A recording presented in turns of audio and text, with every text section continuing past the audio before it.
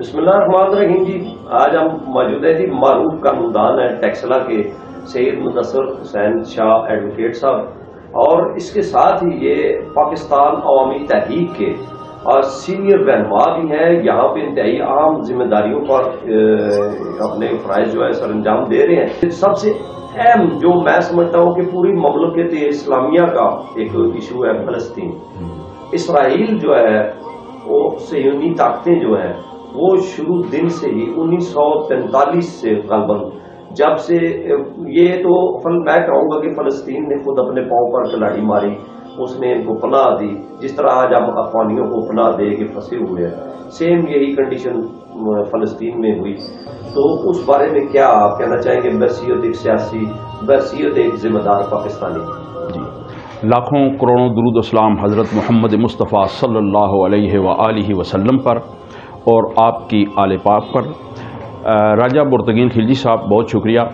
آپ نے مجھے موقع دیا کہ میں اپنی طرف سے پاکستان عوامی تحریک اور تحریک منہاج القرآن پاکستان کا موقف جو ہے بیان کروں۔ ڈاکٹر محمد طاہر القادری صاحب نے بڑا واضح موقف فلسطین کے حوالے سے دیا ہے۔ فلسطین جو ہے وہ تقریباً 1947 یا 43 سے یہ متنازع مسئلہ چلا آ رہا ہے، اس میں جو موجودہ اسرائیل کی ظالمانہ جو کاروائیاں ہیں، جو بربریت ہے، جو ہزاروں لوگ وہاں پہ اس نے شہید کر دیے ہیں، ہم اس کی پرزور مذمت کرتے ہیں۔ اور اس میں امت مسلمہ OIC کے ممالک، خصوصاً پاکستان اور اس طرح کے جو ممالک ہیں، ان کو چاہیے کہ وہ اپنا پازیٹیو رول پلے کریں۔ جس طرح آپ دیکھ سکتے ہیں کہ آپ جو ہیں، ایک بات بڑی مشہور ہے کہ دوست کا دوست دوست ہوتا ہے، دوست کا دشمن آپ کا دشمن ہوتا ہے۔ تو یہ دوہری پالیسی ہے ہمارے ملک کی اور ہمارے جیسے دوسرے کئی اسلامی ممالک ہیں جو ایک طرف تو اسرائیل کی مذمت کرتے ہیں اور دوسرا وہ امریکہ کے ساتھ اچھے تعلقات کے خواہشمند رہتے ہیں۔ تو یہ دورہ معیار اب نہیں چلے گا۔ اگر اسرائیل کو آزاد کرانا ہے، بیت المقدس جو ہے وہ مسلمانوں کی ایک مقدس جو ہے سرزمین ہے، ہمارا قبلہ اول ہے، اور اس پہ جو اسرائیل کی جو کاروائیاں ہیں، امت مسلمہ کو اکٹھے ہو کر اس کے خلاف کارروائی کرنی چاہیے۔ تو اس وقت جو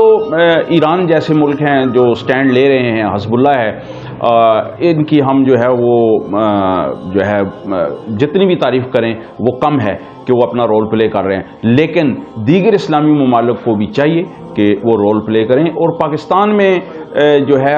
بڑے افسوس سے کہنا پڑتا ہے کہ چند مخصوص جو یہاں پہ نظریات چل رہے ہیں،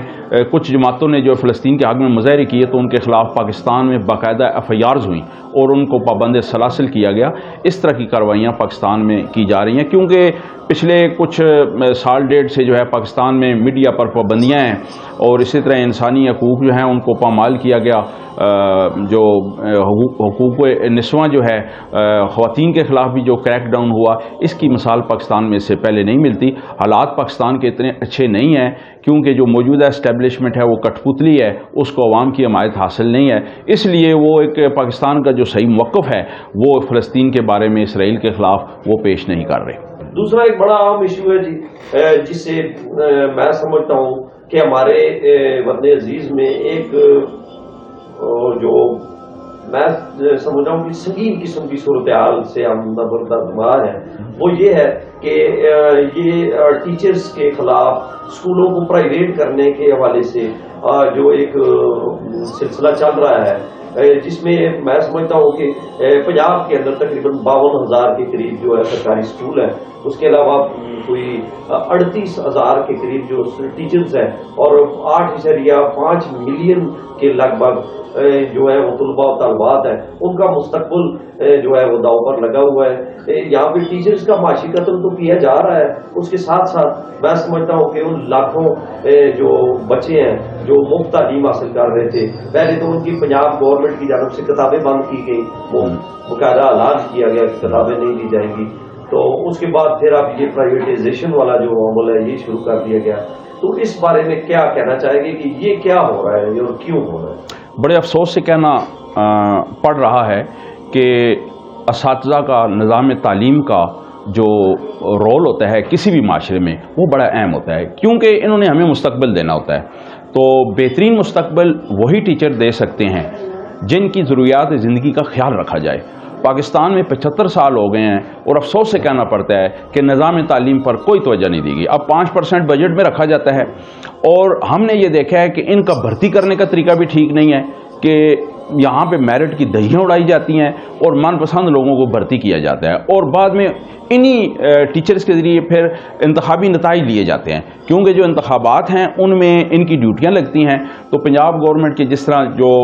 میونسپل کمیٹی کے ملازمین ہوتے ہیں، جس طرح پولیس ہوتی ہے، اسی طرح ٹیچرز کا بڑا اہم رول ہوتا ہے۔ تو پہلے تو بات یہ ہے کہ ان کی جو بھرتی کی گئی ہے اس کا طریقہ کار ہی ٹھیک نہیں ہے۔ چلیں وہ بھرتی ہو گئے، وہ اس معاشرے کا حصہ ہیں، اب ان کو فیسیلیٹیٹ کیا جائے۔ اگر ان کی کوئی تعلیمی استعداد کم ہے تو ان کو ریفریشر کورس کرا کے ان کی استعداد بڑھائی جائے تاکہ وہ آئندہ چیلنجز کا مقابلہ کر سکیں۔ پھر اس کے بعد ان کی جو سہولیات ہیں، ان کا میڈیکل کا جو معاملہ ہے وہ درست کیا جائے۔ ابھی تک ان کا کوئی میڈیکل کا وہ کلیئر نہیں ہے، ان کو صحیح کو علاج معالجہ نہیں مل رہا۔ لیو انکیشمنٹ کا بھی ایشو ہے کہ پینشنز کے معاملات ہیں۔ بالکل، ابھی جو موجودہ صورتحال ہے وہ یہ ہے کہ جو گورنمنٹ نے ان کی گریجویٹی کم کرنے کی جو پالیسی ہے ان کی، اور اسی طرح پینشن پہ کٹ لگانے کا جو انہوں نے ایک پروگرام بنایا ہوا ہے، اور اسی طرح جو پرائیویٹائزیشن کی طرف یہ اسکولوں کو لے کے جا رہے ہیں، تو یہ ہماری شروع میں بچپن میں ہم ایک کہاوت سنتے تھے کہ ایک زمیندار کے نا چھت میں چوہا چلا گیا تو اس نے چوہا نکالنے کے بجائے چھت کو آگ لگا دی۔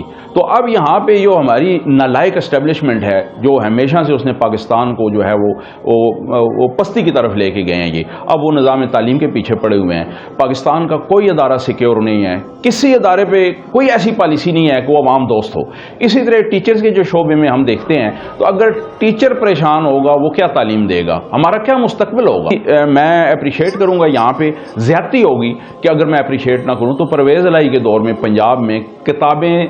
اور تعلیم مفت کی گئی،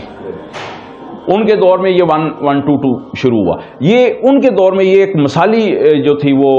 وارڈن پولیس بنائی گئی، جن کو نظر انداز کرتے ہوئے آئندہ حکومتوں نے اب حالت ان کی دیکھ لیں، ان کی پرفارمنس نہیں ہے۔ اسی طرح اساتذہ کا جو شعبہ ہے، میری حکومت وقت سے اپیل ہے کہ خدا را ہوش کے ناخن لیں، اس ملک کو مزید تباہی کی طرف نہ لے کے جائیں۔ پہلے ہی ہماری قوم جو ہے بجلی، گیس اور پٹرول کی مد میں اس پہ آئے دن جو ہے مظالم ہو رہے ہیں۔ اب ایسا نہ کریں کہ غریب لوگوں کے بچے گورنمنٹ اسکولوں میں پڑھتے ہیں، اب انہوں نے 1500 روپے فیس بڑھا دی ہے، اور اسی طرح جو ہے ان کے خلاف جو کر رہے ہیں، تو وہ بچے کہاں پڑھیں گے؟ وہ پرائیویٹ اسکولوں میں تو غریب لوگ بچے نہیں پڑھا سکتے۔ تو میری حکومت وقت سے یہ اپیل ہے کہ وہ اس جو مسئلہ ہے اس کو فوراً حل کرے، اور میں اپنی طرف سے، اپنی جماعت کی طرف سے، وکلا کمیونٹی کی طرف سے میں بھرپور حمایت کرتا ہوں طلباء اور اساتذہ کی، اور میری تمام ہمدردیاں اور انرجیاں جو ہے وہ طلباء اور طلباء یونین کے اور اساتذہ یونین کے ساتھ ہیں۔